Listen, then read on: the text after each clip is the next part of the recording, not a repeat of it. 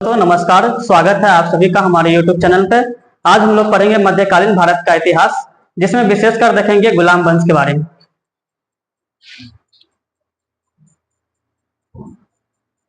गुलाम वंश के संस्थापक थे कुतुबुद्दीन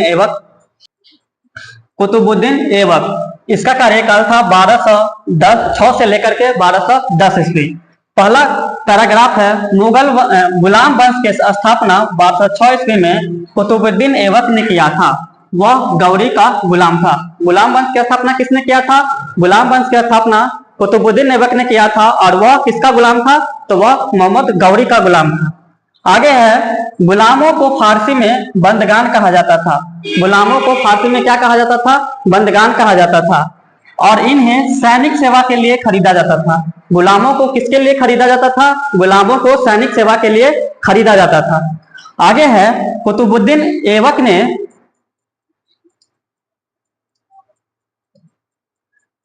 ऐबक ने अपना राज्याभिषेक 24 जून 1206 ईस्वी को किया था।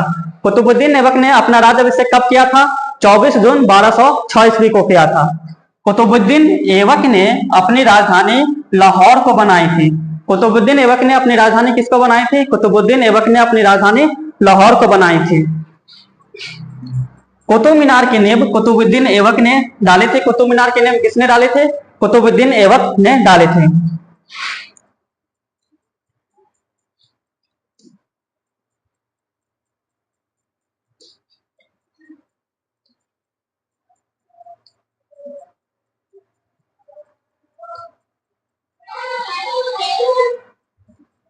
चलिए आगे है, दिल्ली का कुब्बतुल इस्लाम मस्जिद एवं अजमेर के 2.5 दिन का झोपड़ा नामक मस्जिद का निर्माण ऐबक ने करवाया था। दिल्ली के कुब्बतुल इस्लाम मस्जिद का निर्माण एवं 2.5 दिन के झोपड़ा का निर्माण किसने करवाया था? तो कुतुबुद्दीन ऐबक ने करवाया था। और कुतुबुद्दीन ऐबक को लाख बख्श कहा जाता था, क्योंकि वह लाखों का दान करता था। कुतुबुद्दीन ऐबक को क्या कहा जाता था? लाख बख्श। क्यों कहा जाता था? क्योंकि वह लाखों का दान करता था। आगे है, प्राचीन नालंदा विश्वविद्यालय को ध्वस्त करने वाला ऐबक का सहायक सेनानायक बख्तियार खिलजी थे। प्राचीन नालंदा विश्वविद्यालय को ध्वस्त करने वाला ऐबक का सेनानायक कौन थे? बख्तियार खिलजी थे। कौन थे? बख्तियार खिलजी थे। आगे है, ऐबक की मृत्यु 1210 ईस्वी में चौगान खेलते समय घोड़े से गिर जाने के कारण हुई थी। ऐबक की मृत्यु कब हुई थी? 1210 ईस्वी में चौगान खेलते समय घोड़े से गिरकर हो गई थी। अगला शासक था, गुलाम वंश का अगला शासक हुआ आराम शाह, जिसका कार्यकाल कुछ ज्यादा कार्यकाल नहीं था। इसका था 1210 ईस्वी में। ऐबक का उत्तराधिकारी आराम शाह हुए थे। कुतुबुद्दीन ऐबक का यह पुत्र था। आराम शाह किसका पुत्र था? कुतुबुद्दीन ऐबक का पुत्र था, जिसने सिर्फ 8 महीनों तक शासन किया था। बहुत ही कम दिनों तक इन्होंने शासन किया था, जिनका कार्यकाल केवल 8 महीनों का था। आराम शाह की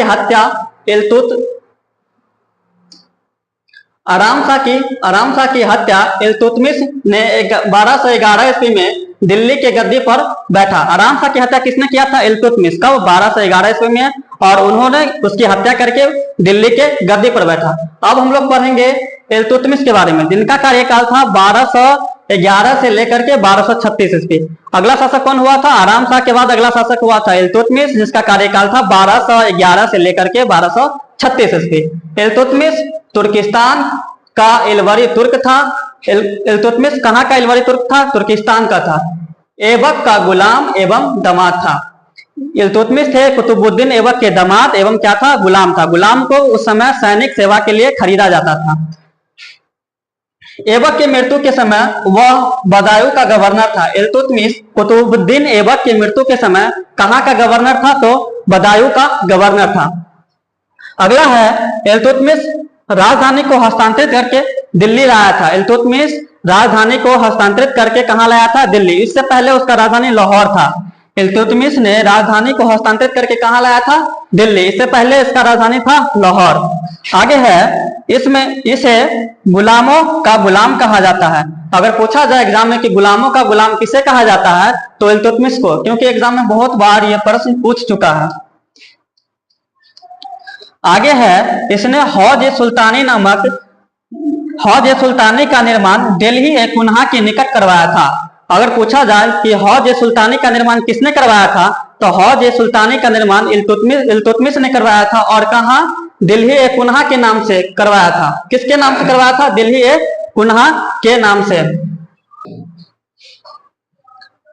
आगे है, इल्तुतमिश पहला शासक था जिन्होंने 1229 ईस्वी में बगदाद की खलीफा सुल्तान पद की वैधानिक स्वीकृति प्राप्त किया था। अगर पूछा जाए कि पहला शासक कौन था, प्राचीन कालीन पहला शासक कौन था जिन्होंने बगदाद के खलीफा से सुल्तान पद की वैधानिक स्वीकृति प्राप्त किया था, तो वो थे इल्तुतमिश। कब प्राप्त किया था? तो 1229 ईस्वी को। इल्तुतमिश की मृत्यु कब हुई थी? इल्तुतमिश की मृत्यु हो जाती है 1236 ईस्वी को। चंगेज खां से बचने के लिए ख्वारिज्म के सम्राट जलालुद्दीन को इल्तुतमिश ने अपने यहाँ शरण नहीं दिया था। इल्तुतमिश के बाद उसका पुत्र रुकनुद्दीन फिरोज गद्दी पर बैठा। वह अयोग्य शासक था। इसके अल्पकालीन शासन पर उसकी मां शाह तुर्कान छाई रही। चलिए अब हम लोग पढ़ेंगे इल्तुतमिश द्वारा कुछ महत्वपूर्ण कार्य किए गए थे उसके बारे में। कुतुब मीनार के निर्माण पूर्ण किसने करवाया था? तो इल्तुतमिश ने। शुरू किसने किया था? तो आपको हम पहले ही बता चुके हैं कि कुतुब मीनार का जो नींव डाला था वो कुतुबुद्दीन ऐबक ने डाला था। और इसका कार्य पूरा किसने किया था? तो इल्तुतमिश। इसके बारे में और हम पढ़ेंगे विस्तृत डिटेल्स में, जब हम लोग एक प्रॉपर बैच लेकर के आएंगे उसमें पढ़ेंगे। सबसे पहले शुद्ध अरबी सिक्के इल्तुतमिश के द्वारा जारी किया गया था, जिसे चांदी का सिक्का, उस समय में चांदी के सिक्का को टंका कहा जाता था एवं तांबे के सिक्का को जिद्दल कहा जाता था। हम लोग पढ़ेंगे इल्तुतमिश के महत्वपूर्ण कार्य। कुतुब मीनार का निर्माण को पूर्ण करवाया था इल्तुतमिश। इससे पहले हम आपको बता चुके हैं कि कुतुब मीनार की नींव कुतुबुद्दीन ऐबक ने डाली थी और जिसका काम पूरा किसने करवाया था? इल्तुतमिश ने करवाया था। फिर आगे है, सबसे शुद्ध अरबी के सिक्के जारी किए थे यही इल्तुतमिश ने जारी किए थे, जिसमें चांदी के सिक्के को टांका कहा जाता था एवं तांबे के सिक्कों को जित्तल कहा जाता था। और महत्वपूर्ण ये क्वेश्चन है जो कई बार एग्जाम में पूछ चुका है विभिन्न एग्जामों में। एकता प्रणाली की शुरुआत यही किए थे, इल्तुतमिश ने किए थे।